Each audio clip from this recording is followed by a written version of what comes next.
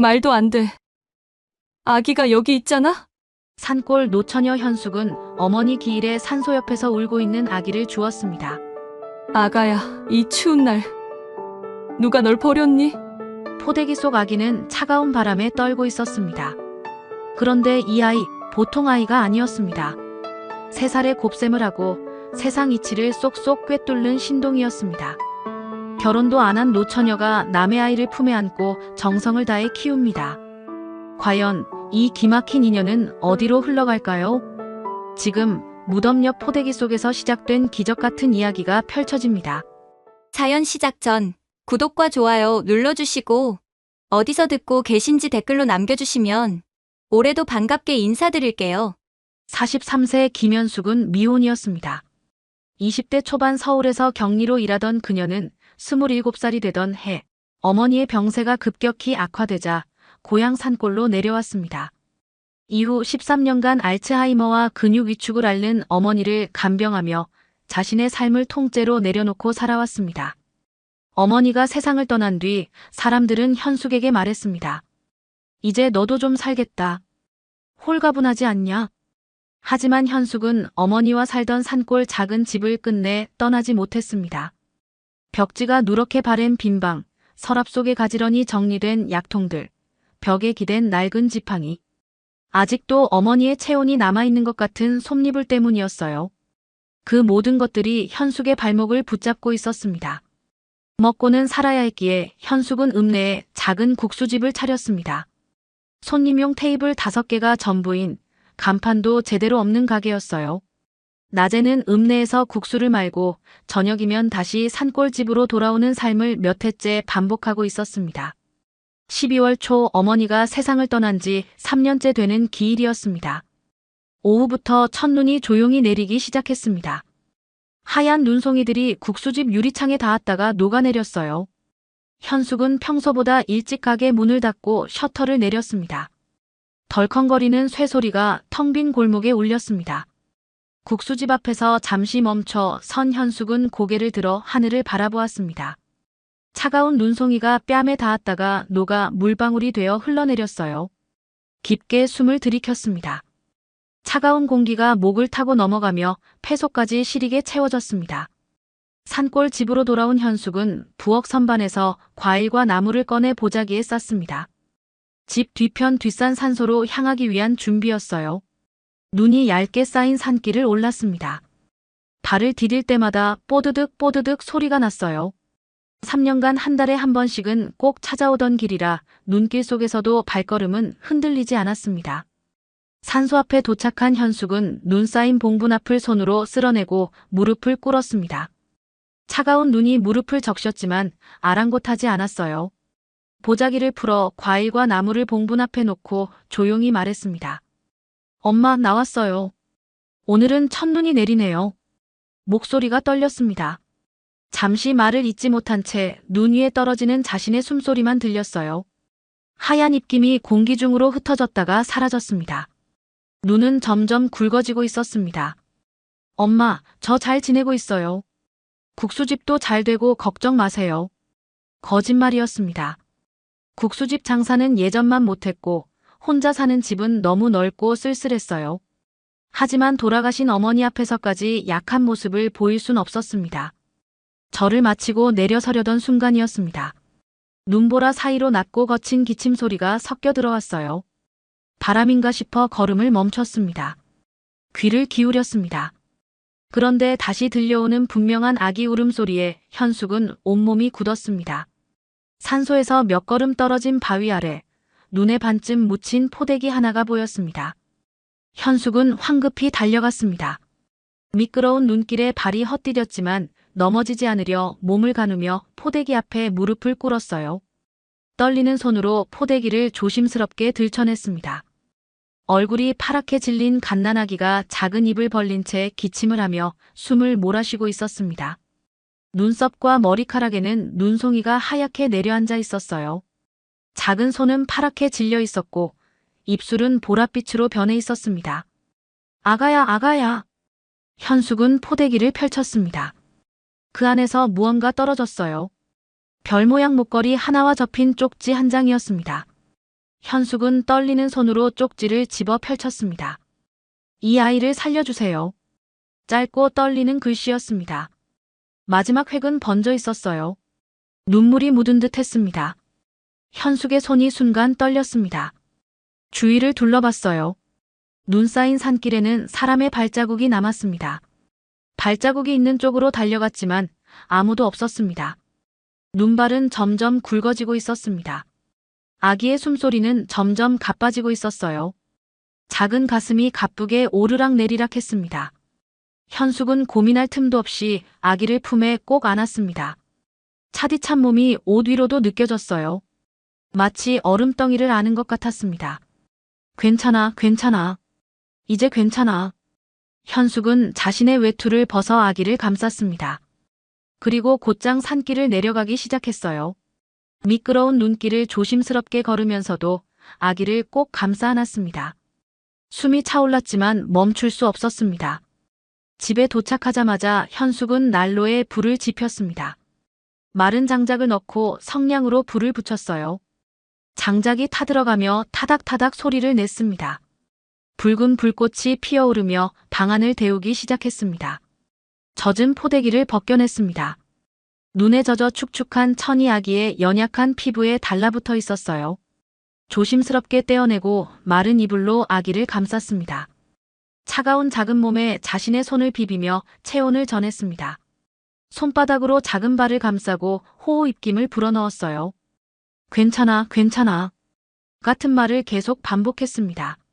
아기에게 하는 말인지 자신에게 하는 말인지 알 수 없었어요. 현숙은 부엌으로 달려가 쌀을 씻었습니다. 물에 쌀을 헹구는 소리가 고요한 밤을 가득 채웠어요. 냄비에 물을 붓고 쌀을 넣어 아주 묽은 미음을 끓이기 시작했습니다.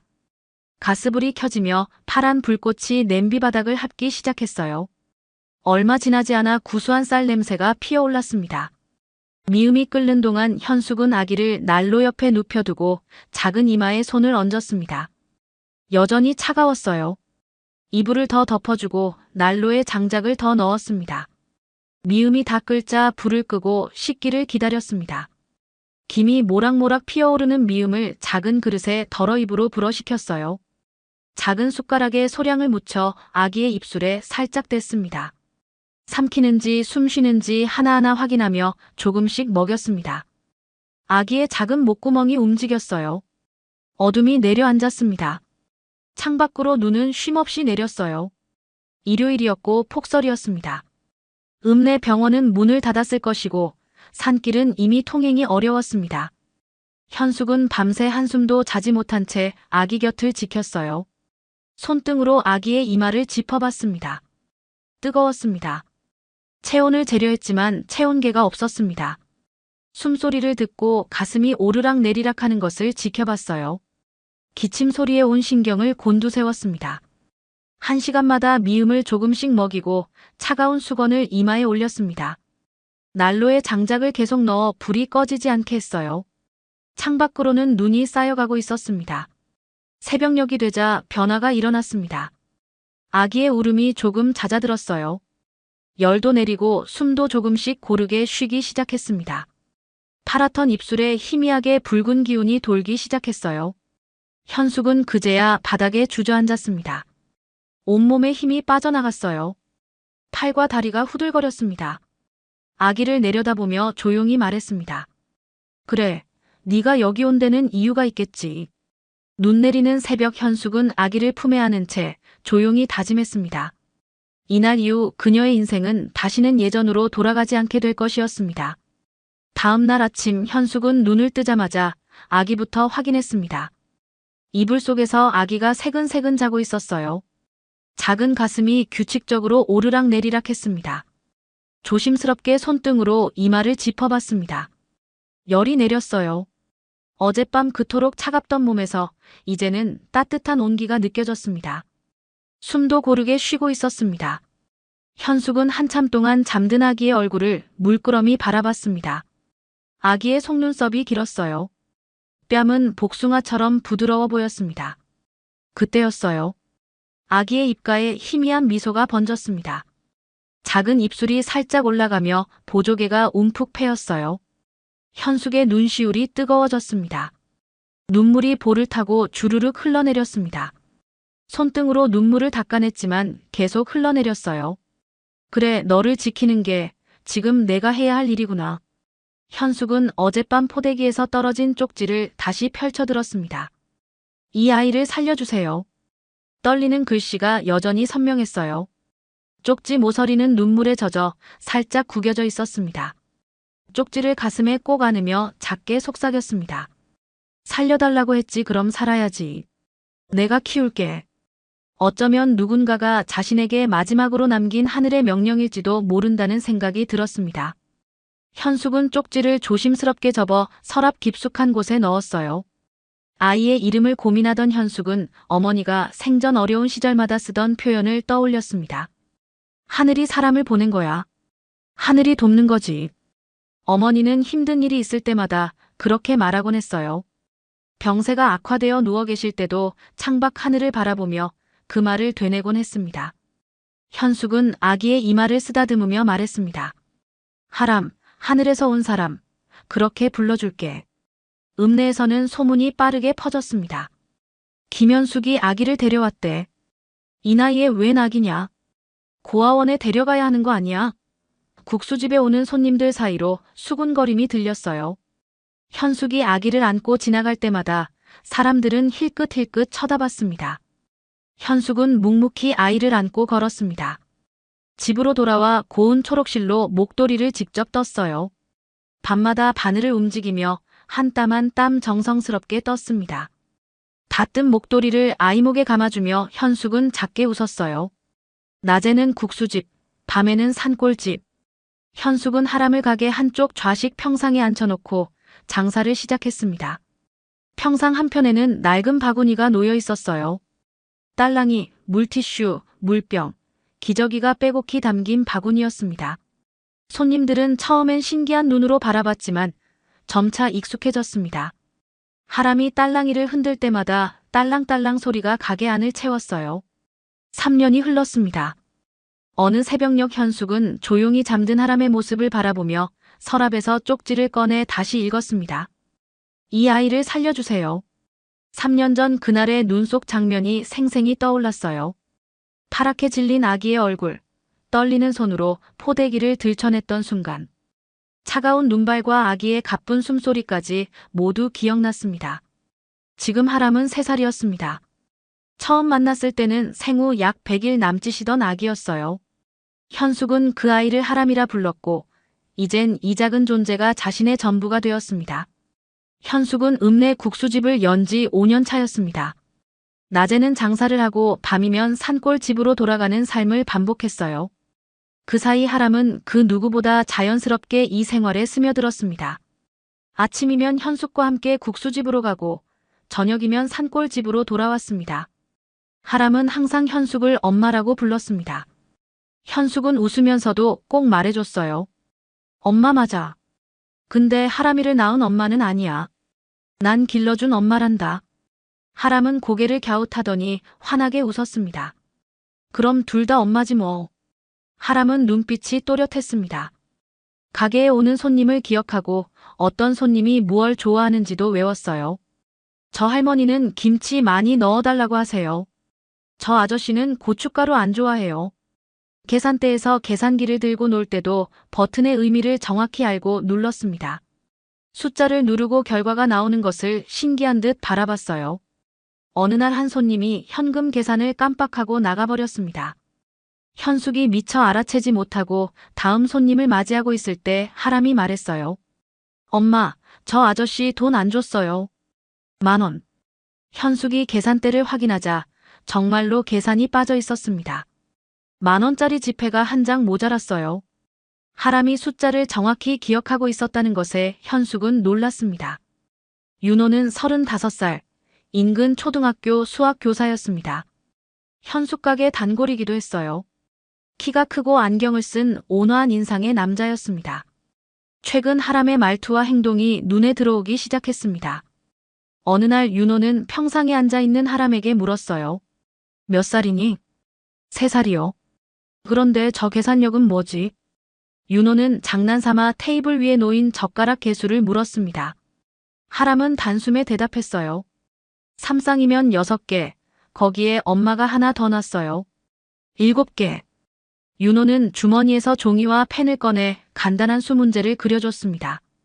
동그라미 3개씩 2줄로 그린 그림이었어요. 하람은 잠깐 쳐다보더니 말했습니다. 6개요. 윤호는 놀랍도록 빠른 답에 종이를 내려다보며 중얼거렸습니다. 이 아이 보통 아이가 아닌데. 윤호는 현숙에게 조심스럽게 물었습니다. 혹시 따로 뭘 가르친 건 아니죠? 현숙은 고개를 저었어요. 맨날 계산기 갖고 놀고 제가 바쁠 땐 손님 수 세는 정도예요. 윤호는 하람을 보며 마음속으로 중얼거렸습니다. 묘하게 닮았어요. 누굴까? 반듯한 이마, 눈, 그 집중력. 왼손으로 젓가락을 잡는 모습까지. 잠깐 옛 친구 현우의 얼굴이 스쳐 지나갔지만 단정 짓지 않았습니다. 이후 윤호는 자주 가게를 들러 하람과 숫자, 놀이를 이어갔습니다. 하람은 수의 규칙과 패턴을 이해했어요. 그 자리에서 자신만의 문제를 만들기도 했습니다. 선생님, 이것도 맞춰보세요. 하람이 그린 동그라미를 보며 윤호는 감탄했습니다. 어느 날 아침 국수집 문을 열기 전 하람이 말했습니다. 엄마, 오늘은 17그릇만 준비해요. 그 이상은 안 팔릴 거예요. 현숙은 웃으며 평소대로 20그릇을 준비했습니다. 그런데 신기하게도 그날 손님이 딱 17명이었어요. 국수 한 그릇도 남지 않았습니다. 남은 3그릇은 그대로 냄비에 담겨 있었어요. 현숙은 허탈하게 웃으며 말했습니다. 이게 셈이야? 예지력이야? 국수집 손님들은 하람을 귀여워했습니다. 아이고, 이 집 국수 맛도 좋고 애도 똑소리 나네. 이 아이 크면 대단한 사람 될 거야. 가게는 어느새 정과 온기가 오가는 공간이 되어 있었습니다. 하람의 웃음소리가 가게 안을 밝게 채웠어요. 그날 밤 하람은 현숙의 무릎에 기대어 잠이 들었습니다. 현숙은 하람의 머리를 쓰다듬으며 조용히 말했습니다. 하람아, 네가 있어서 내가 살아. 이젠 내 앞날만 잘 열어주면 돼. 창밖으로 별이 총총히 빛나고 있었습니다. 산골집 작은 방에 현숙과 하람의 고른 숨소리만 들렸습니다. 국수집 운영 7년 차, 하람은 이제 5살이 되었습니다. 여전히 평상에서 가게를 오가는 사람들을 구경하고 손님들과 인사도 잘 나눴어요. 안녕하세요. 하람의 밝은 목소리가 가게 안을 채웠습니다. 작은 손을 흔들며 웃는 모습에 손님들은 절로 미소를 지었어요. 어느 날 현숙의 가게 건너편에 큼지막한 간판이 걸렸습니다. 고기국수 프랜차이즈라는 붉은 글씨가 눈에 확 들어왔어요. 공사 소음이 일주일 내내 이어졌습니다. 드르륵 드르륵 전동 드릴 소리, 쾅쾅 망치질 소리가 골목을 가득 채웠습니다. 현숙은 건너편을 바라보며 불안한 마음에 입술을 꽉 깨물었어요. 가게가 문을 열자 인테리어는 현대식이었습니다. 반짝이는 스테인리스 주방, 깨끗한 흰색 타일, LED 조명이 밝게 빛났어요. 유리문에는 오픈 기념 할인 현수막이 크게 붙어 있었습니다. 가격은 현숙 가게보다 1,000원이 쌌어요. 젊은 손님들이 하나둘 프랜차이즈로 발길을 돌리기 시작했습니다. 기존 단골들도 점점 줄어들었습니다. 한번 가봐야지. 요새 유행하는 곳이래. 손님들의 수군거림이 들렸어요. 현숙의 국수집은 점심시간인데도 손님이 2~3명밖에 없는 날도 있었어요. 텅 빈 테이블을 바라보며 현숙은 깊은 한숨을 쉬었습니다. 준비한 육수가 그대로 남아 식어갔어요. 맛이 나빠진 것도 아닌데 뭐가 문제일까? 하람은 평상에 앉아 가게를 멍하니 바라봤습니다. 작은 눈동자가 이리저리 움직이며 건너편 국수집을 관찰했어요. 손님들이 들어가는 모습, 나오는 모습을 유심히 지켜봤습니다. 며칠 동안 하람은 건너편 가게를 계속 관찰했습니다. 손님들이 들어갈 때는 기대에 찬 표정이었어요. 하지만 나올 때는 뭔가 아쉬운 듯한 얼굴이었습니다. 어떤 손님은 입맛을 다시며 고개를 가웃거렸어요. 어떤 손님은 물을 벌컥벌컥 마시며 나왔습니다. 하람은 그런 장면들을 조용히 지켜봤어요. 어느 날 저녁 산골집에서 현숙이 김치말이 국수를 만들어줬습니다. 묵은지를 곱게 썰어 넣고 시원한 동치미 국물을 부은 국수였어요. 붉은 고춧가루가 국물 위에 동동 떠 있었습니다. 하람은 한 입 먹고 눈을 동그랗게 떴습니다. 차갑고 시원한 국물이 목을 타고 넘어갔어요. 엄마, 이거 진짜 맛있어. 밖에서 파는 국수랑 완전 달라. 현숙은 웃으며 하람의 머리를 쓰다듬었습니다. 우리 하람이 잘 먹네. 다음 날 하람은 가게 평상에 앉아 한참을 생각하더니 말했습니다. 엄마, 건너편은 고기국수잖아요. 근데 나올 때 사람들 표정이 별로예요. 현숙이 고개를 갸웃하며 물었어요. 왜 그런 것 같아? 고기는 느끼하잖아요. 그럼 우리는 반대로 하면 어때요? 하람의 눈이 반짝였습니다.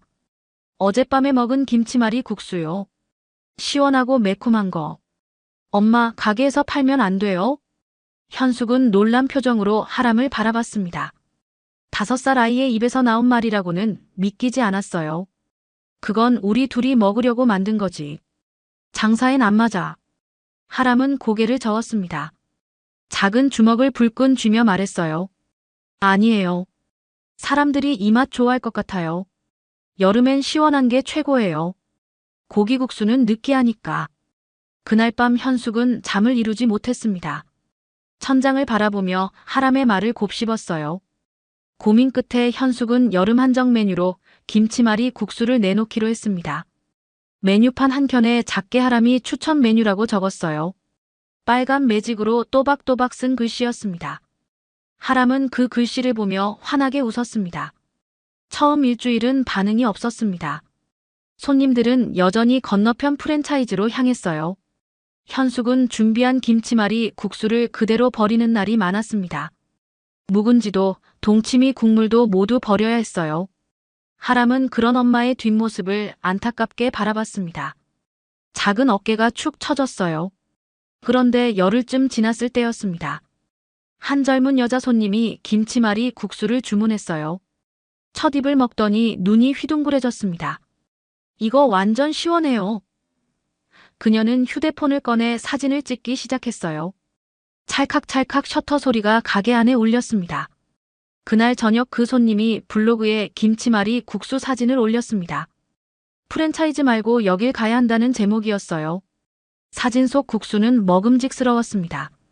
새빨간 묵은지, 하얀 면발, 동동 떠있는 얼음. 글에는 이렇게 적혀 있었습니다. 느끼한 고기국수는 이제 그만. 진짜 시원한 맛은 여기 있어요. 댓글이 하나둘 달리기 시작했어요. 여기 어디예요? 주소 알려주세요. 저도 가보고 싶어요. 이틀 뒤부터 손님이 몰려들기 시작했습니다. 리뷰가 퍼지자 젊은 손님들이 다시 현숙의 가게로 몰려들었습니다. 점심시간이면 자리가 없어 밖에서 기다리는 사람도 생겼어요. 현숙은 정신없이 국수를 말았습니다. 손이 쉴 틈이 없었어요. 땀이 이마를 타고 흘러내렸지만 현숙은 행복한 표정이었습니다. 김치말이 국수는 상큼한 묵은지 고명, 쫄깃한 면, 엄마표 시원한 동치미 육수에 얼음이 동동 떠 있었어요. 프랜차이즈와는 정반대의 집밥 감성이었습니다. 손님들은 한 입 먹고 감탄했어요. 이거 진짜 시원하다. 집에서 먹는 맛 같아요. 요즘 이런 맛 찾기 힘든데. 국수집은 다시 활기를 되찾았습니다. 테이블마다 사람들이 앉아 국수를 먹었어요. 웃음소리와 대화소리가 가게를 가득 채웠습니다. 딸랑딸랑 문 여는 소리가 끊이지 않았어요. 어느 날 윤호가 가게에 들러 하람과 놀다가 중학생 수준의 수학 문제를 종이에 그려줬습니다. 분수 계산 문제였어요. 3분의 2 더하기 2분의 1은? 하람은 잠시 종이를 쳐다보더니 작은 손가락으로 공기 중에 뭔가를 그리며 말했습니다. 6분의 7요. 1과 6분의 1이에요. 윤호는 입이 떡 벌어졌습니다. 풀이 과정까지 설명하는 하람을 보며 멍하니 종이를 바라봤어요. 손에 쥔 펜이 덜덜 떨렸습니다. 5살이 어떻게 이걸 이해하지? 윤호가 돌아간 밤 현숙은 가게 뒤 설거지를 하며 혼잣말처럼 중얼거렸습니다. 찬물에 손이 시렸지만 멈추지 않았어요. 나는 아무것도 못 가르쳐줬는 너 혼자 이렇게 커버렸네. 산골 집에 돌아온 현숙은 난로에 장작을 더 넣으며 하람의 등을 토닥였습니다. 타닥타닥 장작 타는 소리가 방안을 채웠어요. 붉은 불꽃이 하람의 얼굴을 환하게 비췄습니다. 하람은 현숙의 품에 안겨 스르르 잠이 들었습니다. 엄마가 많이 못해줘서 미안해. 현숙은 작게 속삭이며 하람의 이마에 입을 맞췄습니다. 창밖으로 달빛이 은은하게 비쳐들었어요. 산골집 작은 방에 두 사람의 고른 숨소리만 들렸습니다. 2년이 흘렀습니다. 하람은 이제 7살이 되었어요. 윤호는 요즘 하람을 바라볼 때마다 묘한 기시감을 느꼈습니다. 처음엔 그저 똑똑한 아이라고만 생각했어요. 하지만 시간이 지날수록 이질감이 커졌습니다. 아이의 눈빛, 말투, 왼손으로 글씨를 쓰는 습관. 심지어 웃을 때 입꼬리가 올라가는 모양까지 누군가와 겹쳐 보였어요. 어느 날 윤호는 하람에게 고난도 수학 도형 문제를 종이에 그려줬습니다. 초등학교 5학년 수준의 문제였어요. 삼각형 3개가 겹쳐진 복잡한 도형이었습니다. 하람은 잠시 종이를 들여다보더니 작은 손가락으로 선을 따라가며 설명하기 시작했어요. 여기 이 각도는 60도고요. 이쪽은 30도예요. 그럼 남은 건 90도니까 직각삼각형이에요. 윤호는 입이 떡 벌어졌습니다. 설명 방식까지 논리적이고 체계적이었어요. 단순히 답을 아는 것이 아니라 풀이 과정을 완벽하게 이해하고 있었습니다. 윤호는 말없이 하람의 얼굴을 다시 바라봤습니다. 이마가 반듯했습니다. 눈은 쌍꺼풀이 없이 또렷했어요. 머리 위쪽을 보니 쌍가마였습니다. 왼손으로 연필을 쥐는 모습까지. 윤호는 순간 현우라는 이름이 떠올랐습니다. 고등학교 때부터 대학까지 함께했던 친구. 수학을 가장 잘했던 친구. 역시 왼손잡이였던 친구. 하지만 윤호는 고개를 가로저었어요. 말도 안 돼 설마. 어느 날 오후였습니다.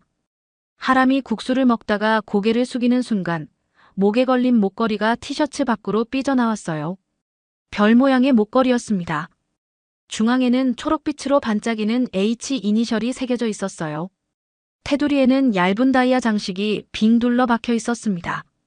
햇빛에 반사되어 영롱하게 빛났어요. 윤호의 얼굴이 굳었습니다. 손에 쥔 젓가락이 덜컥 떨어져 테이블 위에 부딪혔어요.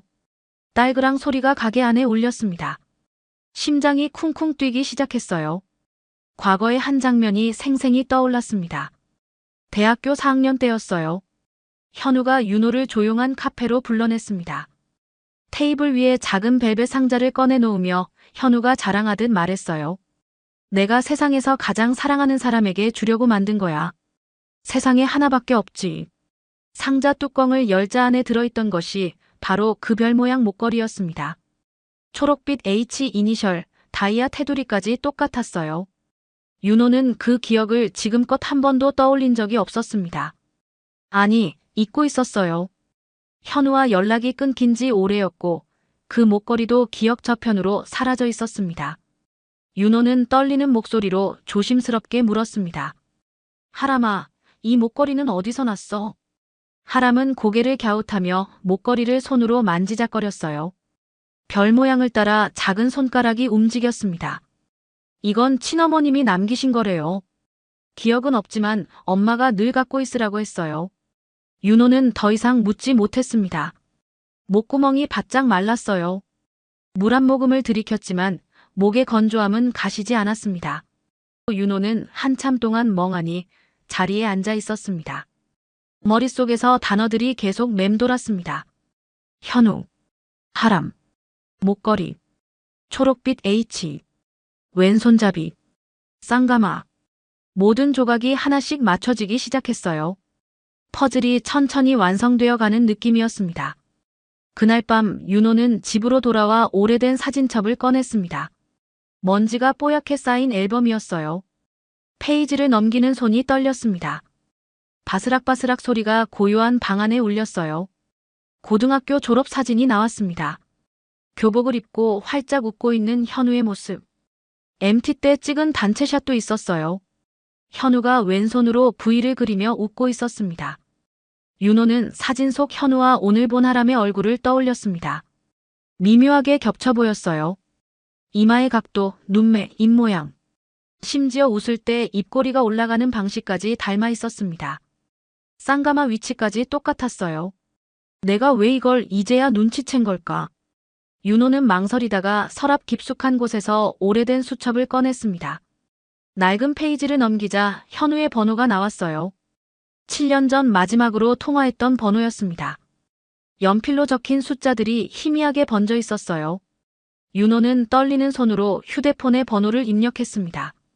전화벨이 울렸습니다. 뚜뚜. 길게 이어지는 신호음. 받지 않았어요. 윤호는 한숨을 쉬며 전화를 끊으려는 순간이었습니다. 10분 뒤 윤호의 폰에서 진동이 울렸습니다. 부르르르. 화면에 낯선 번호가 떴어요. 윤호는 손을 떨며 전화를 받았습니다. 윤호야, 너 맞지? 익숙한 목소리였습니다. 7년 만에 듣는 현우의 목소리였어요. 조금 낮아지고 무거워진 목소리였지만 분명 현우였습니다. 윤호는 순간 목이 메었습니다. 말이 제대로 나오지 않았어요. 숨을 깊이 들이켰다가 천천히 말했습니다. 현우야, 네가 지금 꼭 만나야 할 사람이 있어. 너랑 관련 있을지도 몰라. 전화기 너머로 현우의 숨소리가 들렸습니다. 거칠고 무거운 숨소리였어요. 잠시 침묵이 흘렀습니다. 같은 시각, 서울 강남의 펜트하우스. 40층 높이의 고급 주상복합 건물 최상층이었습니다. 통유리 너머로 한강이 한눈에 내려다 보였어요. 밤하늘에 빌딩 불빛들이 반짝이고 있었습니다. 현우는 거실 가죽 소파에 앉아 전화기를 귀에 댄 채 창밖을 바라봤습니다. 태성그룹 회장. 국내 반도체 분야 1위를 달리는 재벌그룹의 수장이었어요. 39의 나이에 이미 업계를 주름잡는 인물이었습니다. 하지만 지금 현우의 얼굴에는 회장의 위험 같은 건 없었습니다. 눈가에 주름이 깊게 패여 있었어요. 입술은 바짝 말라 있었습니다. 윤호의 말이 귓가에 맴돌았습니다. 꼭 만나야 할 사람. 너랑 관련 있을지도. 현우는 순간 한 사람을 떠올렸습니다. 은희. 7년 전 자신이 놓쳐버린 여자. 현우는 전화를 끊고 천천히 일어났습니다. 비틀거리는 걸음으로 서재로 향했어요. 서랍을 열었습니다. 가장 깊숙한 곳, 중요한 서류들 사이에 끼워둔 사진 한 장을 꺼냈습니다. 은희와 함께 찍은 마지막 여행 사진이었어요.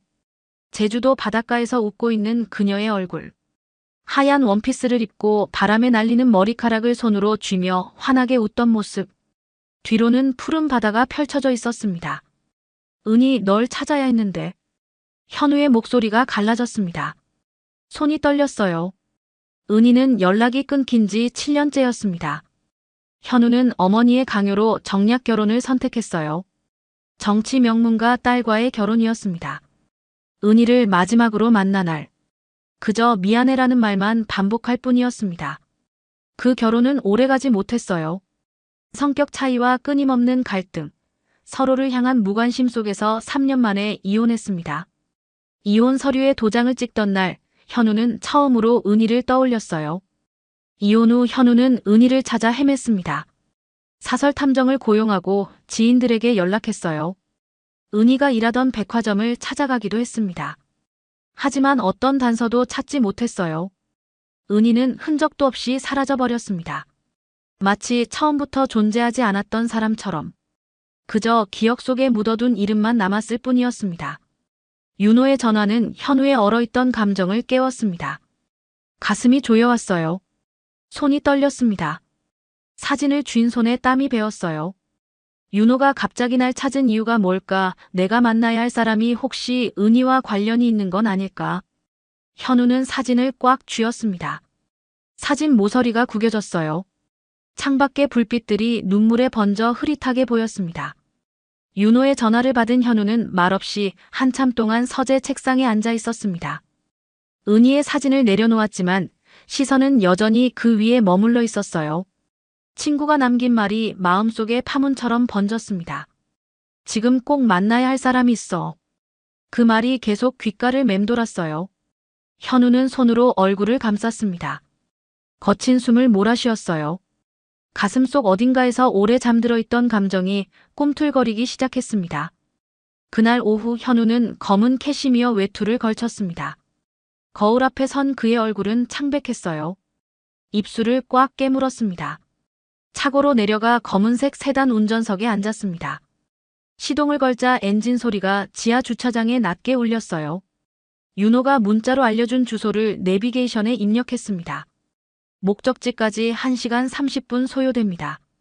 기계음이 차 안을 채웠어요. 현우는 핸들을 꽉 쥐었습니다.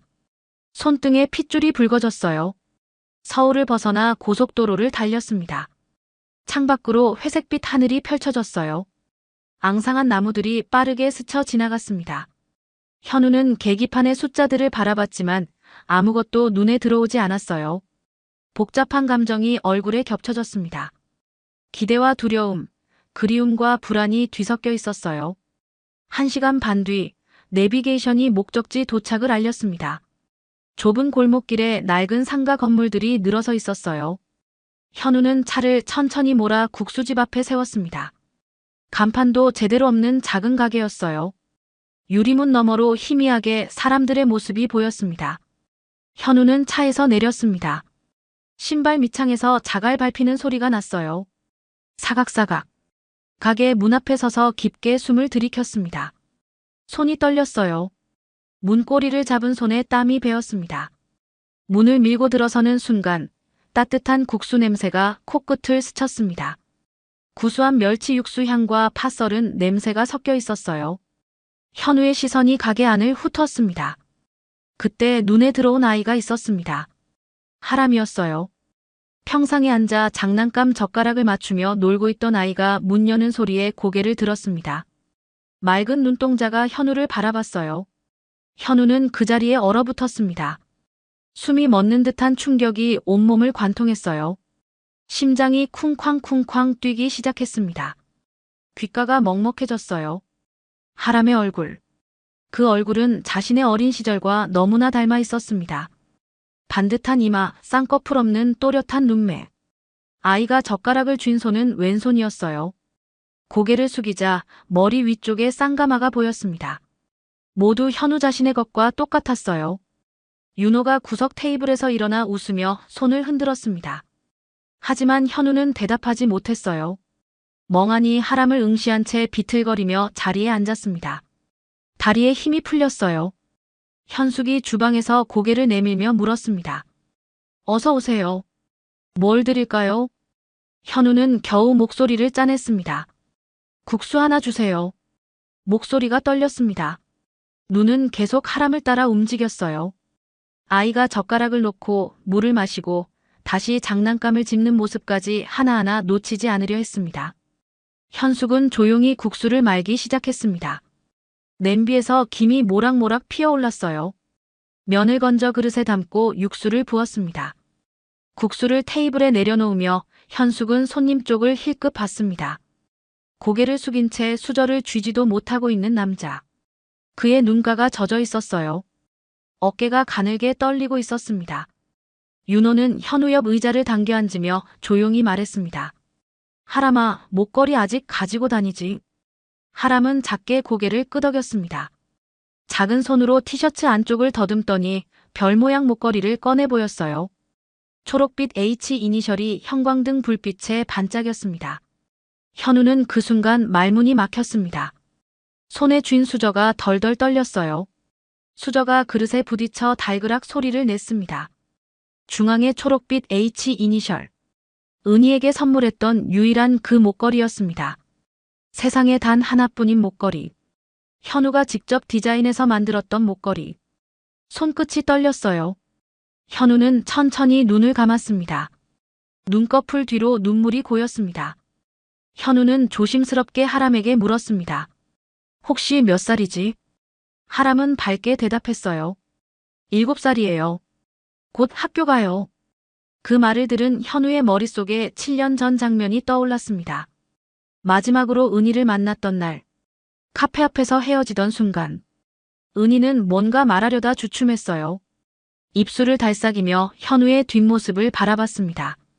현우가 돌아보자 은희는 고개를 저으며 손을 흔들었어요. 혹시 그때 은희가 임신 중이었던 건가? 현우의 입술이 파르르 떨렸습니다. 현우는 흔들리는 눈빛으로 윤호를 바라보며 낮게 속삭였습니다. 하람의 머리카락을 잠깐만. 확인이 필요해. 윤호는 고개를 끄덕였습니다. 하람에게 다가가 옷자락을 살펴봤어요. 옷깃에 붙은 머리카락 한 올을 조심히 떼어냈습니다. 티슈에 싸서 현우의 손에 건넸어요. 현우는 떨리는 손으로 티슈를 받아 주머니 깊숙이 넣었습니다. 자리에서 일어섰어요. 국수는 한 숟가락도 먹지 않았습니다. 하람은 평상에서 손을 흔들며 인사했습니다. 안녕히 가세요. 현우는 아이의 얼굴을 천천히 눈에 담았습니다. 하나하나 기억하려는 듯 오래도록 바라봤어요. 입술을 꽉 깨물었습니다. 곧 다시 올게 반드시. 현우는 속으로 되뇌며 가게 문을 열고 나왔습니다. 검은색 세단에 올라탄 현우는 한참 동안 핸들을 쥔 채 움직이지 못했습니다. 가방을 열어 주머니에서 티슈를 꺼냈어요. 그 안에 든 작은 머리카락 한 올. 가느다란 검은 머리카락이었습니다. 현우는 눈을 감았습니다. 눈물이 볼을 타고 흘러내렸어요. 하람아, 네가 내 아들이 맞는다면. 목소리가 갈라졌습니다. 현우는 시동을 걸고 서울로 향했습니다. 백미러에 비친 국수집이 점점 작아졌습니다. 국수집을 나선 현우는 곧장 펜트하우스로 돌아왔습니다. 엘리베이터를 타고 40층까지 올라가는 동안 거울에 비친 자신의 얼굴을 봤어요. 창백했습니다. 입술은 바짝 말라 있었고 눈가에는 핏줄이 붉게 서려 있었어요. 현관문을 열고 들어선 거실. 통유리 너머로 서울 야경이 번져 있었습니다. 남산타워의 불빛, 한강을 가로지르는 다리의 조명, 빌딩들의 네온 사인이 반짝였어요. 하지만 현우의 시선은 아무것도 담지 못했습니다. 그저 허공을 바라볼 뿐이었어요. 현우는 비틀거리며 서재로 향했습니다. 검은 가죽 소파에 주저앉아 한참을 그대로 있었어요. 주머니 속 티슈에 싼 머리카락이 만져졌습니다. 작고 가느다란 감촉. 현우는 천천히 그것을 꺼내 책상 위에 놓았어요. 서랍을 열어 깊숙이 넣어둔 은희의 사진을 꺼냈습니다. 제주도 바닷가에서 웃고 있는 그녀의 얼굴. 하얀 원피스가 바람에 날리고 뒤로는 푸른 바다가 펼쳐져 있었어요. 사진 뒷면에는 볼펜으로 적힌 날짜가 있었습니다. 7년 전 5월. 마지막으로 연락이 끊기기 2달 전이었어요. 현우는 사진을 가슴에 꽉 안았습니다. 손이 떨렸어요. 눈을 감자 눈물이 볼을 타고 흘러내렸습니다. 이번엔 끝까지 간다. 현우는 책상 위 인터폰 버튼을 눌렀습니다. 비서에게 연락하는 내선이었어요. 잠시 후 문이 노크 소리와 함께 열렸습니다. 똑똑. 40대 중반의 남자 비서가 조용히 들어왔어요. 회장님 부르셨습니까? 현우는 주머니에서 티슈에 싼 머리카락을 꺼냈습니다. 책상 위에 조심스럽게 내려놓았어요. 형광등 불빛 아래서 가느다란 검은 머리카락이 보였습니다. 이 머리카락과 내 것. 외부에 절대 새지 않게 유전자 검사해. 가장 신뢰할 수 있는 병원으로. 비서는 잠시 현우의 얼굴을 바라봤습니다. 평소와 다른 떨리는 목소리, 붉어진 눈과 굳어진 표정을 봤어요. 하지만 이유를 묻지 않았습니다. 오랜 시간 함께 일하며 배운 것이 있었습니다.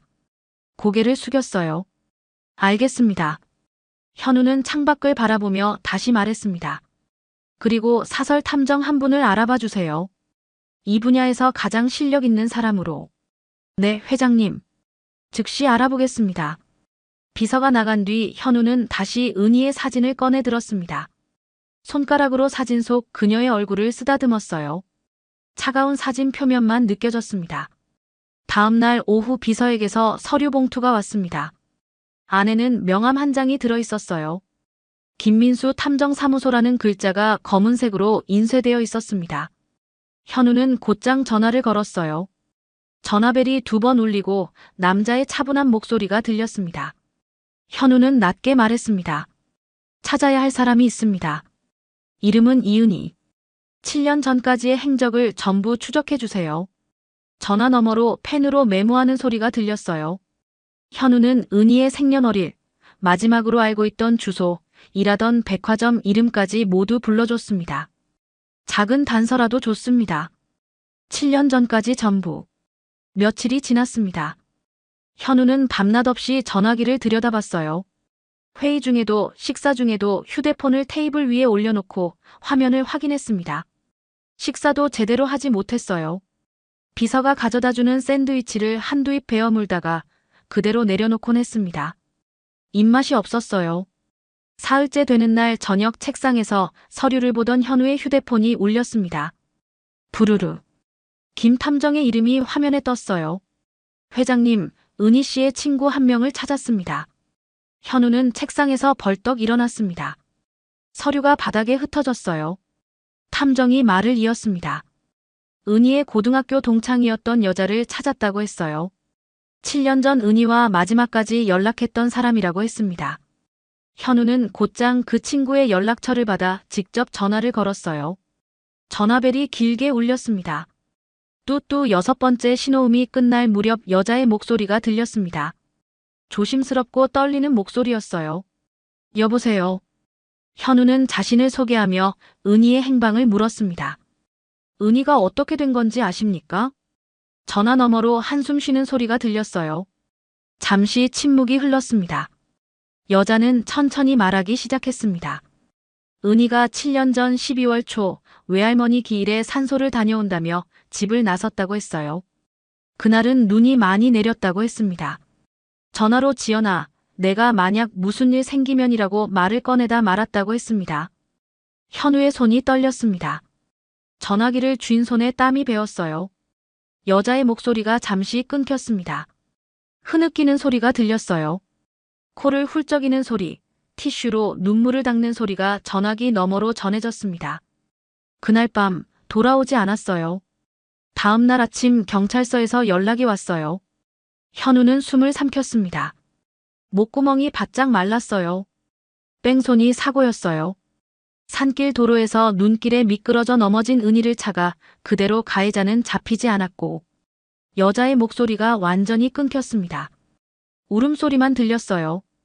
그날로 은희는 세상을 떠났어요. 현우는 그 자리에 주저앉았습니다. 무릎이 바닥에 닿으며 둔탁한 소리가 났어요. 털썩. 전화기가 손에서 미끄러져 떨어졌습니다. 바닥 카펫 위로 굴러가며 딸그락 소리를 냈어요. 7년 전 12월. 하람의 나이와 정확히 겹치는 시간이었습니다. 머릿속에서 모든 퍼즐이 하나로 이어졌어요. 은희와 아기 하람은 외할머니 산소를 찾던 중 누군가에게 쫓기고 있었습니다. 은희는 아기를 어딘가 안전한 곳에 숨겨놓고 그날 밤 눈 내리는 산길 도로에서 사고를 당했습니다. 현우는 떨어진 전화기를 주워 다시 귀에 댔습니다. 손이 떨려 전화기를 떨어뜨릴 뻔했어요. 납골당 어디 있습니까? 여자는 흐느끼며 주소를 알려줬습니다. 현우는 메모지를 꺼내 빠르게 적었어요. 손이 떨려 글씨가 삐뚤빼뚤했습니다. 잉크가 번졌어요. 전화를 끄는 현우는 한참 동안 그 자리에 앉아 있었습니다. 창밖으로 해가 지고 있었어요. 붉은 노을이 하늘을 물들였습니다. 빌딩들의 유리창이 석양빛에 반짝였어요. 그날 밤 현우는 직접 차를 몰아 납골당으로 향했습니다. 내비게이션에 주소를 입력하고 시동을 걸었어요. 고속도로를 달리는 동안 눈물이 계속 흘러내렸습니다. 앞이 흐릿하게 보였어요. 손등으로 눈물을 닦아냈지만 계속 흘러내렸습니다. 납골당에 도착한 것은 밤 11시였습니다. 3층짜리 회색 건물이었어요. 주차장에는 차가 몇 대 없었습니다. 건물은 조용했어요. 형광등 불빛만 희미하게 복도를 비추고 있었습니다. 현우는 1층 관리실로 향했습니다. 나이 지긋한 관리인이 책상에 앉아 신문을 보고 있었어요. 현우가 은희의 이름을 말하자 관리인은 낡은 장부를 펼쳤습니다. 바스락바스락 종이 넘기는 소리가 났어요. 손가락으로 이름을 따라가며 찾더니 고개를 끄덕였습니다. 3층 동쪽 벽면입니다. 현우는 계단을 올라갔습니다. 발소리가 텅 빈 건물에 울렸어요. 타박타박. 3층에 도착해 동쪽으로 향했습니다. 하얀 대리석 벽에 작은 위패들이 줄지어 있었어요. 은희의 이름이 새겨진 작은 위패를 찾았습니다. 사진도 함께 붙어 있었어요. 환하게 웃고 있는 은희의 얼굴. 현우가 알던 그 얼굴 그대로였습니다. 웃을 때 눈이 초승달처럼 휘어지던 모습, 입가에 작은 보조개가 패이던 모습. 현우는 그 앞에서 무릎을 꿇었습니다. 차가운 대리석 바닥이 무릎에 닿았어요. 냉기가 바지를 뚫고 올라왔습니다. 손으로 바닥을 짚었어요. 처음으로 소리내어 울었습니다. 미안해, 지켜주지 못해서 내 옆에 있어야 했는데. 말 한마디 한마디가 늦게 도착한 후회처럼 쏟아졌습니다. 목이 메어 제대로 말이 나오지 않았어요. 어깨가 들썩였습니다. 눈물이 바닥에 뚝뚝 떨어졌어요. 은희야, 정말 미안해. 너와 아이를 혼자 두고 미안해. 복도는 고요했습니다. 현우의 흐느끼는 소리만 울렸어요. 그때 주머니에서 휴대폰 진동이 울렸습니다. 부르르르. 비서의 이름이 화면에 떴어요. 현우는 떨리는 손으로 전화를 받았습니다. 비서는 조심스러운 목소리로 말했습니다. 유전자 검사 결과가 나왔다고 했습니다. 현우는 은희의 위패를 바라보며 작게 속삭였습니다. 은희야, 하람이와 다시 올게. 꼭 데리고 올게. 현우는 일어섰습니다. 무릎에 묻은 먼지를 털어냈어요. 위패에 깊게 절을 했습니다. 한 번, 두 번. 고개를 숙인 채 한참을 그대로 있었습니다. 납골당을 나와 차에 올랐습니다. 내비게이션에 병원 주소를 입력했어요. 목적지까지 30분 소요됩니다. 기계음이 차 안을 채웠습니다. 현우는 핸들을 꽉 쥐었어요. 심장이 쿵쾅쿵쾅 뛰었습니다. 밤늦은 시간이었지만 병원은 불이 켜져 있었습니다. 응급실 입구에 앰뷸런스가 서 있었어요. 현우는 주차장에 차를 세우고 본관 건물로 향했습니다. 진단검사의학과는 3층이었습니다. 엘리베이터를 타고 올라가는 동안 거울에 비친 자신의 모습을 봤어요. 눈은 충혈되어 있었고 얼굴은 핏기 하나 없이 창백했습니다. 복도 끝 대기실에 비서가 서 있었습니다. 현우를 보자 고개를 숙였어요. 진료실 문을 노크하고 열어줬습니다. 흰 가운을 입은 의사가 현우를 맞이했습니다. 40대 후반으로 보이는 남자 의사였어요. 은퇴 안경을 쓰고 있었습니다. 이쪽으로 앉으시죠. 현우는 의자에 앉았습니다. 가죽 의자가 삐걱 소리를 냈어요. 손이 떨렸습니다.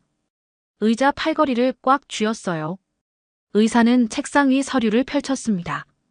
여러 장의 종이에 표와 그래프가 인쇄되어 있었어요. 친자관계 검사 결과입니다. 두 분의 유전자를 비교 분석한 결과 일치도가 99.99%입니다. 생물학적 친자관계가 확실합니다. 현우의 손이 떨렸습니다. 눈을 감았어요. 눈꺼풀 뒤로 하람의 얼굴이 떠올랐습니다. 맑게 웃던 모습, 손을 흔들던 모습, 장난감 젓가락을 맞추며 놀던 모습. 하람은 그의 아들이었습니다. 은희가 마지막 순간까지 지키려 했던 아이. 눈 속에 남겨졌지만 기적처럼 살아남은 아이. 잃어버렸다고 생각했던 삶의 한 조각이 이제야 제자리를 찾았어요. 현우는 병원을 나서며 밤하늘을 올려다봤습니다. 별이 총총히 빛나고 있었어요. 차가운 바람이 뺨을 스쳤습니다. 낮게 속삭였습니다. 은희야, 내가 하람이는 지킬게. 이번엔 끝까지. 이른 아침, 현우는 다시 한번 국수집으로 향했습니다. 어젯밤 잠을 한숨도 자지 못했어요. 유전자 검사 결과지를 계속 들여다봤습니다. 99.99% 일치. 그 숫자가 눈에 계속 밟혔어요. 침대에 누워서도 거실을 배회하면서도 결과지를 손에서 놓지 못했습니다. 국수집 앞에 도착했을 때 가게 문은 굳게 닫혀 있었습니다. 유리문에 매주 화요일 정기 휴무라는 손글씨 안내판이 붙어 있었어요. 테이프가 한쪽 모서리에서 떨어져 삐뚤어져 있었습니다. 현우는 차 안에서 한참을 망설이다 윤호에게 전화를 걸었습니다. 윤호야, 하람이 어디 계실까? 윤호는 조용히 대답했습니다. 오늘은 산골 집에 있을 거야. 주소 보내줄게. 잠시 후 문자로 온 주소를 내비게이션에 입력했습니다. 산길이었어요. 현우는 천천히 차를 몰아 좁은 길을 따라 올라갔습니다. 양옆으로 앙상한 나무들이 늘어서 있었어요. 낙엽이 쌓인 비포장도로에서 타이어가 바스락바스락 소리를 냈습니다. 차체가 덜컹거리며 흔들렸어요. 한참을 오르자 작은 집 한 채가 나타났습니다. 슬레이트 지붕에 벽은 시멘트로 발라져 있었어요. 곳곳에 금이가 있었고 페인트는 벗겨져 있었습니다. 마당에는 오래된 장작더미가 쌓여 있었고 감나무 한 그루가 서 있었어요. 빨래줄에는 작은 옷가지들이 바람에 펄럭이고 있었습니다. 하람의 티셔츠, 현숙의 낡은 앞치마가 보였어요. 현우는 차에서 내렸습니다. 차가운 산바람이 뺨을 스쳤어요. 마당 안쪽에서 웃음소리가 들렸습니다. 하람과 현숙이었어요. 하람은 마당에서 돌멩이를 주우며 놀고 있었고 현숙은 그 옆에서 빨래를 개고 있었습니다. 하람이 엄마 이것 봐요 하며 예쁜 돌을 보여주자 현숙은 우와 정말 예쁘다 하며 웃었어요. 두 사람의 모습이 평화로워 보였습니다. 현우는 조용히 다가섰습니다. 발소리를 들은 현숙이 고개를 들었어요. 며칠 전 가게에서 본 그 남자였습니다. 현숙은 빨래를 내려놓고 천천히 일어섰어요. 손에 묻은 먼지를 털어냈습니다. 안녕하세요. 무슨 일로? 현우는 고개를 숙여 인사하며 조심스럽게 말했습니다. 드릴 말씀이 있습니다. 현숙은 현우의 굳은 표정을 보며 무언가 느낀 듯 했습니다. 가슴이 철렁 내려앉는 느낌이었어요. 하람을 돌아보며 떨리는 목소리로 말했습니다. 하람아, 안에 들어가서 놀고 있어. 네, 엄마. 하람은 고개를 끄덕이고 집 안으로 들어갔습니다. 쿵쿵 발소리가 마루에 울렸어요. 방문이 삐걱 소리를 내며 닫혔습니다. 현숙은 현우를 마루로 안내했습니다. 두 사람은 마주 앉았어요. 나무 마루는 오래되어 앉을 때마다 삐걱거렸습니다. 현우는 가방에서 서류 봉투를 꺼냈어요. 손이 떨렸습니다. 봉투에 모서리가 구겨져 있었어요. 이 아이 제 아들입니다. 유전자 검사 결과지를 꺼내 현숙 앞에 놓았습니다. 종이 위에 표와 숫자들이 빼곡히 인쇄되어 있었어요. 친자 확률 99.99%라는 문장이 붉은 네모 안에 강조되어 있었습니다. 현숙은 숨이 턱 막혔습니다. 멍하니 검사 결과지를 들여다봤어요. 글씨가 눈에 들어오지 않았습니다. 손이 떨렸어요. 종이를 쥔 손에서 바스락 소리가 났습니다. 입술이 파르르 떨렸어요. 현우는 진심을 담아 말했습니다. 저는 이 아이가 태어난 줄도 몰랐습니다. 당신이 지켜줬네요. 정말 감사합니다. 현우의 목소리가 떨렸어요. 눈가가 붉어졌습니다. 고개를 숙여 절을 했어요. 현우는 안주머니에서 두꺼운 봉투를 꺼내 현숙 앞에 내밀었습니다. 현숙은 손을 들어 막으며 고개를 저었어요. 대가를 바라고 키운 게 아니에요. 저 아이가 저를 살렸어요. 현숙의 목소리는 단호했습니다. 봉투를 밀어내는 손에 힘이 들어갔어요. 현우는 봉투를 거두며 말했습니다. 그럼 함께 가시죠. 하람과 그리고 당신도. 제가 모시겠습니다. 현숙은 단호히 고개를 저었습니다. 저는 이 집에 있을게요. 저 아이는 그 집에서 자라야 맞는 아이예요. 현숙의 마음속엔 이미 답이 있었습니다. 윤호에게 현우가 재벌 회장이란 말을 들었습니다. 재벌가 아이로 살아야 한다는 현실. 그리고 자신이 그 아이에게 한계가 되어선 안 된다는 두려움. 가난한 시골 국수집 아줌마가 그 아이의 미래를 가로막아선 안 된다는 생각이었어요. 두 사람은 한참을 말없이 앉아 있었습니다. 마당에서 바람이 불어왔어요. 감나무 가지가 흔들리며 바스락 소리를 냈습니다. 빨래줄에 옷들이 펄럭였어요. 잠시 후 현숙이 하람에게 조용히 다가왔습니다. 하람을 무릎에 앉히고 작은 손을 꽉 쥐었어요. 현숙의 손이 떨렸습니다.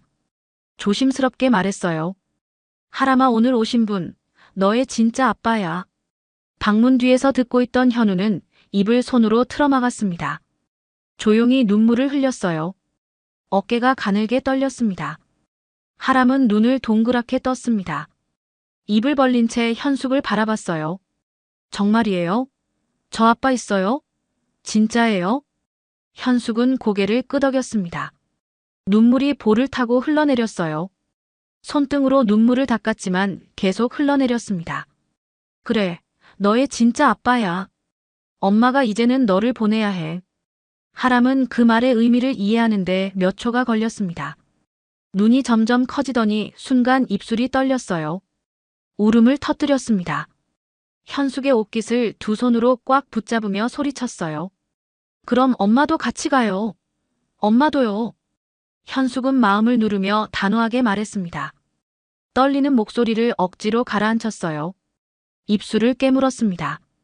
아니야. 엄마는 여기 남아야 해. 넌 이제 내 아빠랑 살아야 해. 하람은 더 크게 울었습니다. 싫어요. 엄마랑 같이 있을 거예요. 작은 주먹으로 현숙의 가슴을 두드렸어요. 현숙은 그 작은 주먹을 받으며 눈물을 흘렸습니다. 현숙은 하람의 얼굴을 두 손으로 감싸 안았습니다. 눈물 범벅이 된 얼굴을 꽉 끌어안았어요. 귓가에 떨리는 목소리로 속삭였습니다.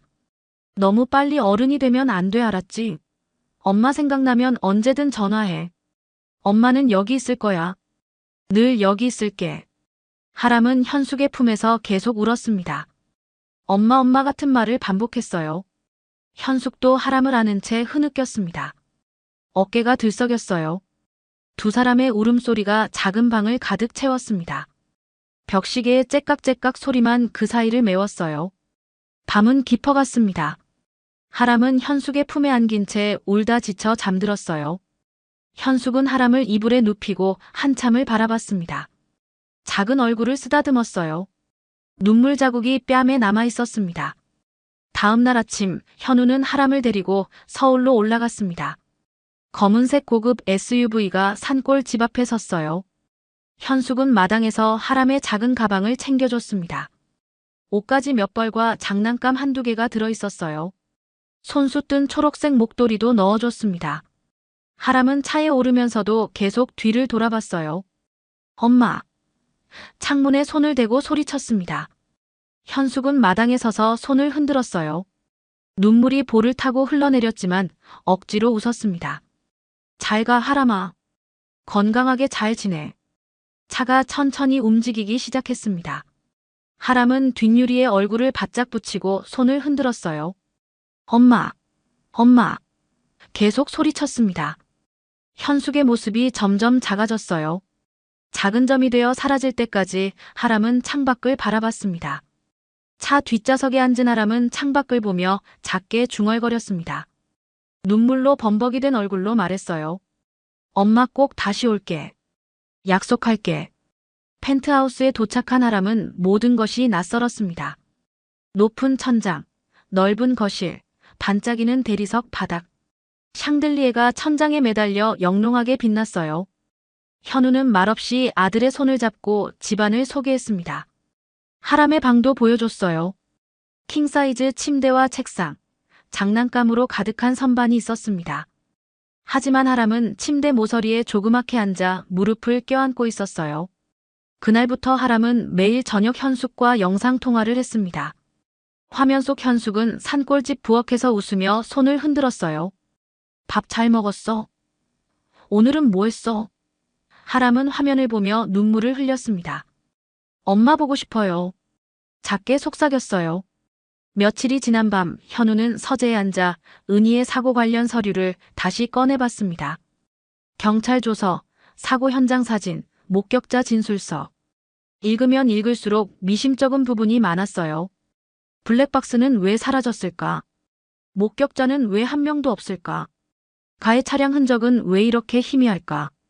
현우는 비서에게 전화를 걸었습니다. 사설 조사팀을 다시 꾸려주세요. 7년 전 뺑소니 사고, 처음부터 끝까지 전부 다시 조사합니다. 창밖으로 서울 야경이 펼쳐져 있었습니다. 현우의 눈빛이 어둠 속에서 차갑게 빛났습니다. 사설 조사팀이 꾸려진 것은 사흘 뒤였습니다. 현우는 강남의 한 빌딩 20층에 위치한 조사팀 사무실로 직접 찾아갔어요. 회의실 테이블에는 7년 전 사고 관련 서류들이 빼곡히 쌓여 있었습니다. 현우는 조사팀장 앞에 앉아 낮게 말했습니다. 7년 전 이은희의 죽음이 단순한 사고가 아니었을 수도 있어요. 전부 밝혀주세요. 조사팀장은 고개를 끄덕이며 메모를 시작했어요. 펜 끝에서 사각사각 소리가 났습니다. 일주일이 지났습니다. 조사팀은 사고 당일의 CCTV 기록을 하나하나 추적했어요. 경찰 접수 기록, 블랙박스 누락 이력까지 정밀하게 분석했습니다. 흐릿한 CCTV 영상을 확대하고 차량 번호판을 복원하고 통화 기록을 뒤졌어요. 열흘째 되는 날 조사팀장에게서 전화가 왔습니다. 현우는 곧장 사무실로 향했어요. 회의실 스크린에는 흑백 CCTV 영상이 띄워져 있었습니다. 회장님, 수상한 점을 발견했습니다. 조사팀장이 리모컨으로 영상을 재생했어요. 화면에 검은색 SUV 차량이 나타났습니다. 사고 이틀 전부터 같은 시간, 같은 구간에 계속 출현하는 차량이었어요. 은희가 다니던 길을 따라 천천히 움직였습니다. 일정한 거리를 유지하며 뒤따라가는 모습이 선명했어요. 이 차량이 은희 씨를 미행했던 것으로 보입니다. 사고 당일에도 같은 차량이 포착되었습니다. 현우는 화면을 뚫어지게 바라봤습니다. 주먹을 꽉 쥐었어요. 손톱이 손바닥에 파고들었습니다. 조사팀장이 다음 페이지를 넘겼습니다. 차량 등록 서류가 나왔어요. 더욱 놀라운 건 이 차량의 소유주입니다. 서류 위에 찍힌 이름. 태성그룹법인 차량. 사용자 명단에는 한정수라는 이름이 선명하게 적혀 있었습니다. 현우의 어머니였어요. 현우는 그 자리에 주저앉았습니다. 의자가 뒤로 밀려나며 바닥에 쿵 소리를 냈어요. 얼굴이 새하얗게 질렸습니다. 어머니가 왜? 목소리가 떨렸습니다. 손이 부들부들 떨렸어요. 조사팀장은 조심스럽게 다음 자료를 펼쳤습니다. 은희의 친구가 보관하던 유품에 있던 편지였어요. 익명으로 보내진 협박장이었습니다. 그 남자 곁을 떠나라. 안 그러면 후회할 것이다. 인쇄된 글씨가 차갑게 느껴졌어요. 편지 봉투에 찍힌 소인을 분석한 결과 태성그룹 본사 근처 우체국에서 발송된 것으로 확인되었습니다. 폐차된 법인 차량 기록도 있었습니다. 사고 일주일 뒤 급하게 폐차 처리된 검은색 SUV. 수리 기록도 없이 바로 폐차장으로 보내졌어요. 앞 범퍼에 충격 흔적이 있었다는 폐차장 직원의 증언도 확보했습니다. 현우는 서류를 한 장 한 장 넘기며 읽었습니다. 손이 떨려 종이가 바스락거렸어요. 조사 자료를 더 파고들자 한정수의 동기가 드러났습니다. 7년 전 당시 태성그룹은 정치권과의 연결고리가 절실했어요. 반도체 수출 규제 완화, 정부 R&D 지원 확대를 위해서는 정치적 영향력이 필요했습니다. 한정수는 정치 명문가 딸과 현우의 정략 결혼을 추진했어요. 상대는 삼선 국회의원의 외동딸이었습니다. 하지만 현우는 은희를 택했습니다. 백화점 직원 출신의 평범한 여자. 한정수는 이를 집안과 기업의 몰락으로 받아들였어요. 한정수는 생각했습니다. 정치권과의 연결이 끊기면 우리 그룹은 무너진다. 지금이 기회인데 놓칠 수 없어. 은희가 임신 사실을 숨기고 자취를 감췄을 때 한정수는 사설 경호업체를 고용했습니다. 은희의 행적을 추적하고 심리적 압박을 가했어요. 집 앞에 검은 차를 세워두고 전화로 무언의 협박을 계속했습니다. 은희는 점점 궁지에 몰렸어요. 마지막으로 전 경호원의 증언 녹취록이 나왔습니다. 현우는 떨리는 손으로 종이를 집어들었어요. 한정수 회장님의 직접 지시였습니다. 그 여자를 가까이서 감시하고 어디 가는지 누구 만나는지 전부 보고하라고 하셨습니다. 심리적으로 압박해서 스스로 포기하게 만들라고. 현우는 종이를 쥔 손에 힘이 들어갔습니다. 종이가 구겨졌어요. 바스락 소리가 났습니다. 은희의 마지막 날이 서류 속에서 되살아났습니다. 7년 전 12월 5일. 은희는 생후 100일 된 아기를 두꺼운 포대기에 감싸 안았습니다. 외할머니 기일이었어요. 작은 원룸에서 나서는 순간부터 그녀는 뒤를 계속 돌아봤습니다. 골목 입구에 검은 차가 서 있었어요. 시동도 끄지 않은 채였습니다. 은희는 버스를 타고 시외로 향했습니다. 뒤에서 검은 SUV가 따라왔어요. 은희는 버스 뒷좌석에 앉아 창밖을 내다봤습니다. 검은 차가 계속 뒤따라오고 있었어요. 품에 안은 아기가 칭얼거렸습니다. 은희는 아기를 꽉 끌어안으며 눈물을 흘렸어요. 산골 마을에 도착한 것은 오후 3시였습니다. 눈이 내리기 시작했어요. 은희는 산소로 가는 길을 올랐습니다. 발소리 외에 다른 소리가 들렸어요. 나뭇가지 부러지는 소리, 낙엽 밟히는 소리. 누군가 뒤따라오고 있었습니다. 심장이 쿵쾅쿵쾅 뛰었어요. 숨이 가빠졌습니다. 은희는 걸음을 빨리 했어요. 부디 이 아이만은 살게 해주세요. 떨리는 목소리로 중얼거렸습니다. 산소 근처에 도착했을 때 뒤에서 검은 옷을 입은 사람들이 나타났습니다. 2명이었어요. 은희는 황급히 주위를 둘러봤습니다. 아기를 숨길 곳을 찾아야 했어요.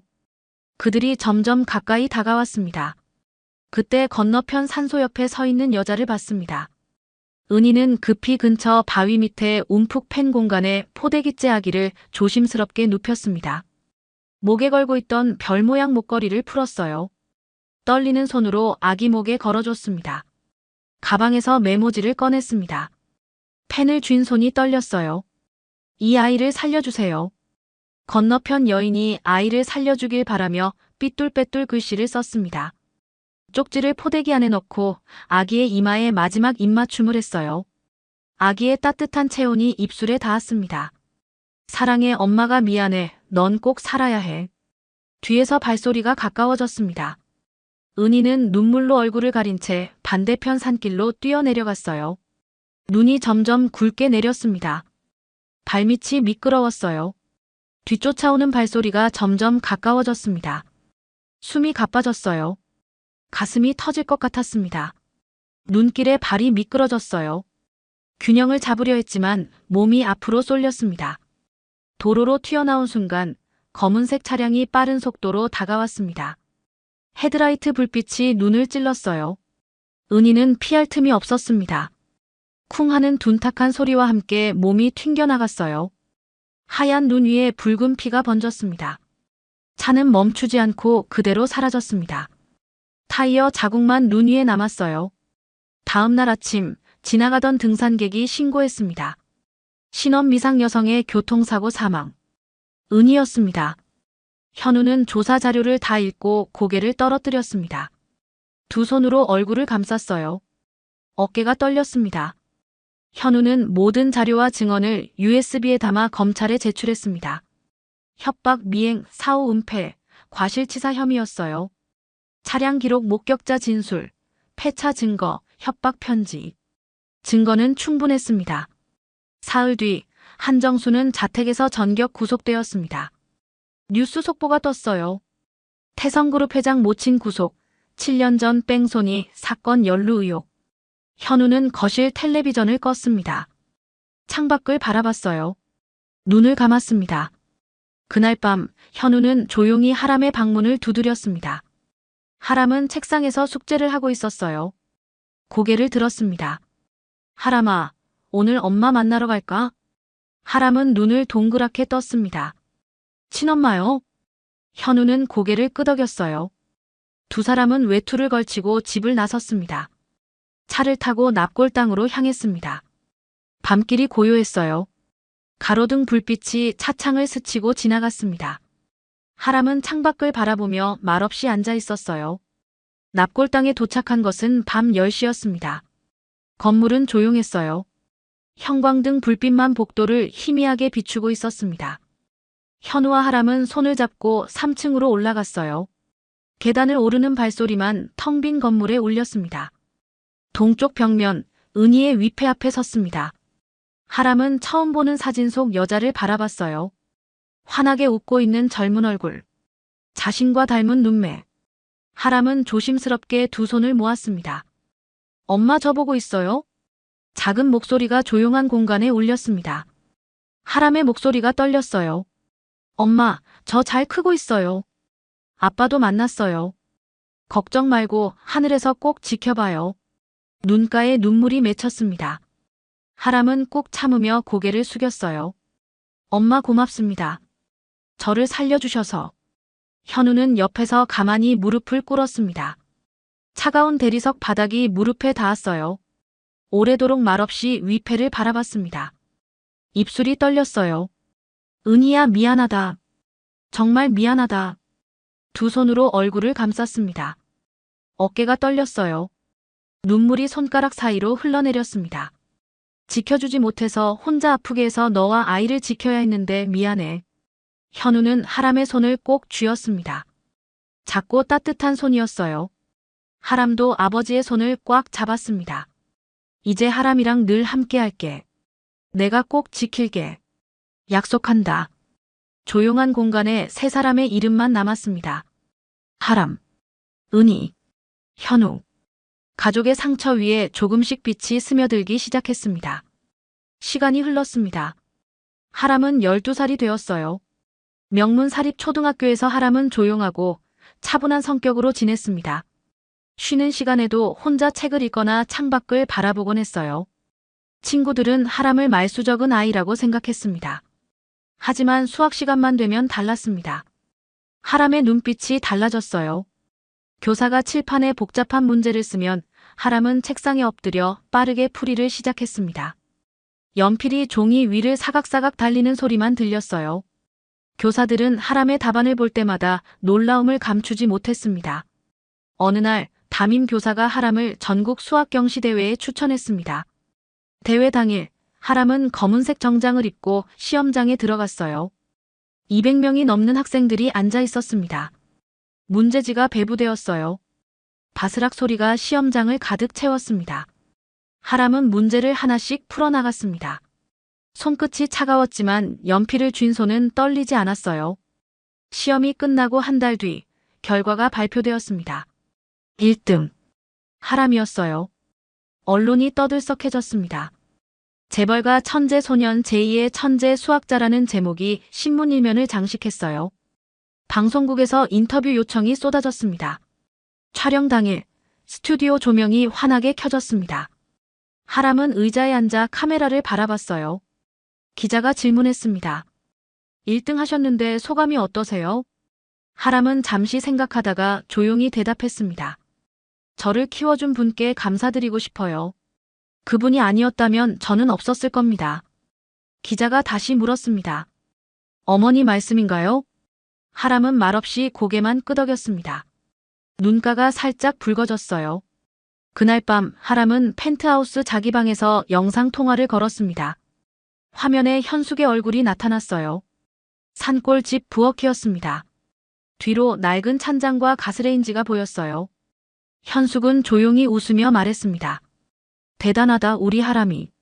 하지만 너무 앞서가지 말고 내 속도를 지켜. 하람은 화면을 보며 눈물을 참았습니다. 마음은 엄마랑 함께 있어요. 늘 그랬어요. 현우는 하람을 위한 교육 환경을 완벽하게 갖춰줬습니다. 개인 교습, 최신 교재, 해외 교환 프로그램까지. 하지만 하람은 언제나 공부를 마치고 나면 영상 통화를 먼저 걸었어요. 현숙의 목소리를 듣고 싶었습니다. 시간이 더 흘렀습니다. 하람은 18세가 되었어요. 어느 겨울날 저녁 하람의 이메일에 한 통의 메일이 도착했습니다. 발신자는 하버드 대학교였어요. 제목은 Congratulations 축하합니다였습니다. 하람은 떨리는 손으로 메일을 열었어요. 수학과 수석 입학. 전액 장학생. 하람은 화면을 한참 바라봤습니다. 눈물이 흘러내렸어요. 다음 날 언론은 또 한 번 들썩였습니다. 재벌 2세, 하버드 수석 입학, 태성그룹 후계자 주목이라는 기사가 쏟아졌어요. 입학 확정 메일을 받은 날 밤, 하람은 현우를 찾아갔습니다. 서재에서 서류를 보고 있던 현우가 고개를 들었어요. 아버지, 오늘 잠깐 다녀와도 될까요? 현우는 하람의 눈빛을 보며 알았습니다. 고개를 끄덕였어요. 경호원과 함께 가거라. 하람은 검은색 세단에 올랐습니다. 경호원이 운전대를 잡았어요. 차는 서울을 벗어나 산길로 향했습니다. 구불구불한 비포장도로를 한참 올라갔어요. 산골 작은 마을에 도착한 것은 밤 9시였습니다. 현숙의 집 마당에는 불이 켜져 있었어요. 현숙은 장독대를 정리하고 있었습니다. 뚜껑을 닦는 소리가 조용한 마당에 울렸어요. 차 문이 열리는 소리에 현숙이 고개를 들었습니다. 그대로 얼어붙었어요. 키가 훌쩍 큰 하람이 서 있었습니다. 정장을 입은 모습이 어른처럼 보였어요. 하람은 조용히 다가와 안주머니에서 봉투를 꺼냈습니다. 입학 허가서를 꺼내 현숙에게 내밀었어요. 종이가 달빛에 하얗게 빛났습니다. 엄마, 약속 지켰어요. 조금만 더 배우고 꼭 데리러 올게요. 현숙은 입학 허가서를 보며 손이 떨렸습니다. 하버드 대학교. 수석 입학. 글자들이 눈에 들어왔어요. 하람을 꽉 끌어안았습니다. 이것만으로도 엄마는 충분하다. 하지만 목소리가 떨렸어요. 기다릴게. 하루도 안 빠지고 기다릴게. 하람은 그 자리에서 돌아서지 못했습니다. 마루에 올라가 주저앉았어요.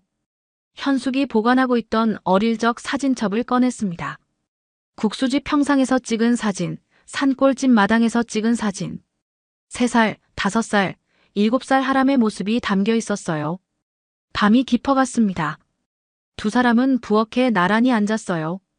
하람이 냄비에 물을 올리고 면을 삶기 시작했습니다. 김이 모락모락 피어올랐어요. 묵은지를 썰어 넣고 동치미 국물을 부었습니다. 얼음을 동동 띄웠어요. 김치말이 국수였습니다. 하람이 처음으로 만든 국수였어요. 현숙은 한 젓가락 먹고 눈을 감았습니다. 미소가 번졌어요. 이 맛 기억하고 있었구나. 하람은 고개를 끄덕였습니다. 엄마가 만들어주신 맛 잊을 수가 없어요. 다음 날 아침 동이 트기 시작했습니다. 하람은 마당에 섰어요. 현숙은 대문 앞까지 따라 나왔습니다. 하람이 뒤돌아보며 말했어요. 다녀올게요. 그리고 다시 올게요. 현숙은 웃으며 대답했습니다. 잘 다녀와. 엄마는 여기 있을게. 눈빛엔 아쉬움도 자랑스러움도 엄마의 사랑도 모두 담겨 있었어요. 손을 흔들었습니다. 검은 세단이 천천히 움직이기 시작했습니다. 하람은 뒷유리에 손을 대고 계속 뒤를 돌아봤어요. 현숙의 모습이 점점 작아졌습니다. 작은 점이 되어 사라질 때까지 하람은 손을 흔들었어요. 현숙은 그 자리에 서서 끝까지 차를 배웅했습니다.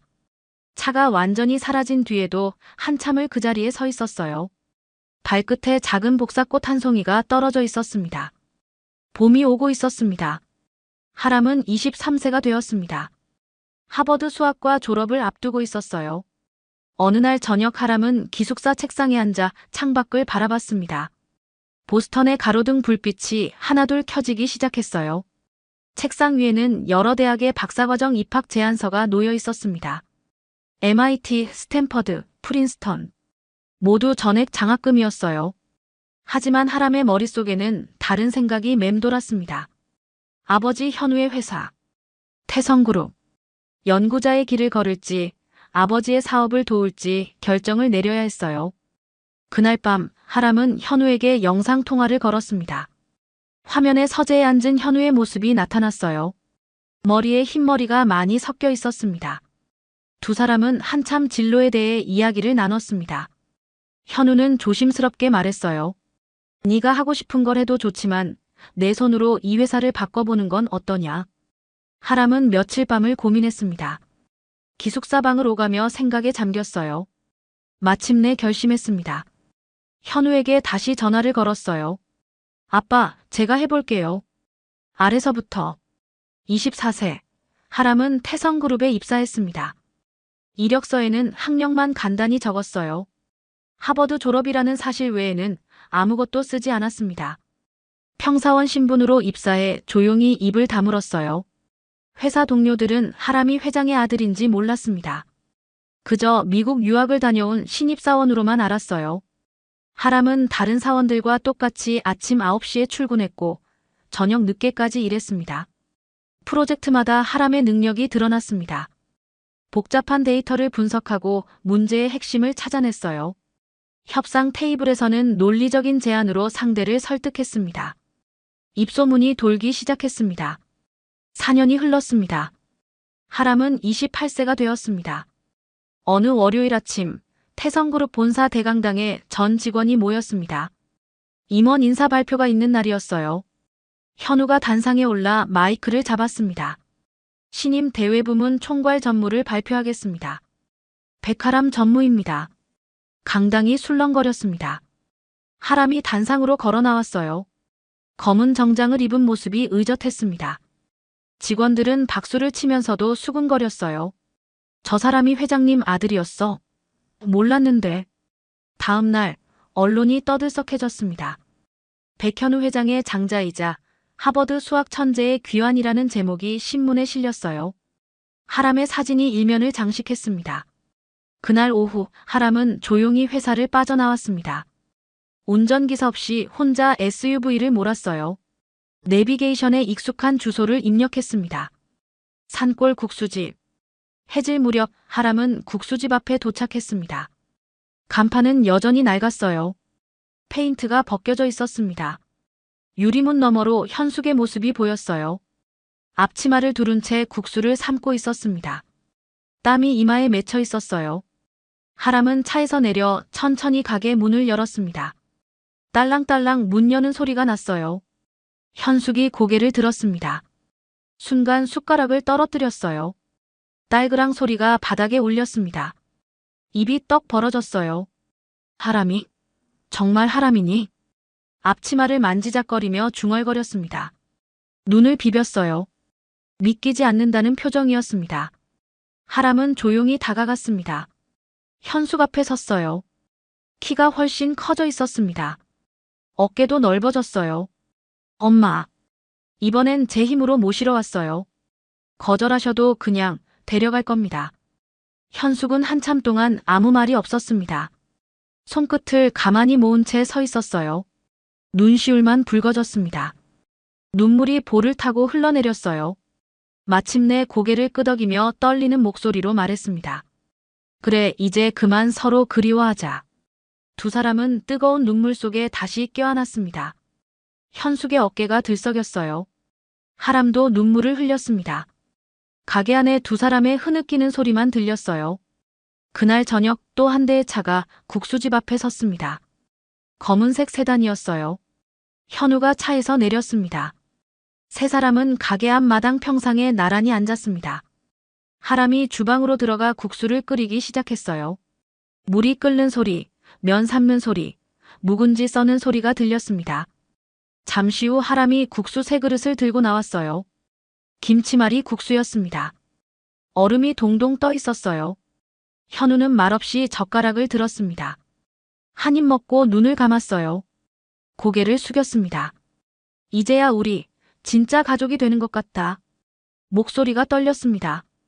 다음 날 현숙은 산골집에서 짐을 꾸렸습니다. 오래된 옷가지들, 사진 몇 장, 어머니의 유품 몇 개. 큰 짐은 없었어요. 하람이 손수 운전한 SUV 뒷좌석에 현숙이 탔습니다. 현우의 검은색 세단이 뒤따랐습니다. 차가 천천히 움직이기 시작했습니다. 현숙은 뒤를 돌아봤어요. 20년 넘게 살았던 산골 집이 점점 멀어졌습니다. 감나무, 장독대, 빨래줄 모두 작아져 갔어요. 몇 달이 흘렀습니다. 하람은 태성그룹 대외부문 총괄 전무로 활동하고 있었습니다. 해외 바이어들과 협상하고 새로운 프로젝트를 진행했습니다. 현숙은 태성그룹 복지재단 고문으로 봉사활동을 시작했습니다. 소외된 아이들을 돕고 어려운 가정에 장학금을 전달했어요. 매주 목요일에는 직접 김치를 담가 복지관에 기부했습니다. 어느 봄날 펜트하우스 넓은 거실에 세 사람이 모였습니다. 사진사가 카메라를 들고 서 있었어요. 플래시가 터졌습니다. 가족 사진이었습니다. 현우, 현숙, 하람. 세 사람이 소파에 나란히 앉아 웃고 있었어요. 사진이 인화되어 거실 벽에 걸렸습니다. 큰 액자였어요. 그 옆에 작은 액자가 하나 더 걸렸습니다. 은희의 사진이었어요. 제주도 바닷가에서 웃고 있는 모습. 하람은 두 액자 앞에 섰습니다. 작게 속삭였어요. 엄마, 우리 잘 살고 있어요. 다 지켜보고 계시죠? 창밖으로 햇살이 따스하게 들어왔습니다. 거실 화분에 핀 복사꽃이 바람에 살랑거렸어요. 꽃잎 하나가 떨어져 바닥에 내려앉았습니다. 오늘의 이야기가 마음에 닿으셨다면 구독과 좋아요로 함께 해주세요. 그리고 사연의 주인공에게 전하고 싶은 따뜻한 말도 댓글에 남겨주세요. 올해도 건강과 웃음이 가득한 한 해 되세요. 소리바람이었습니다.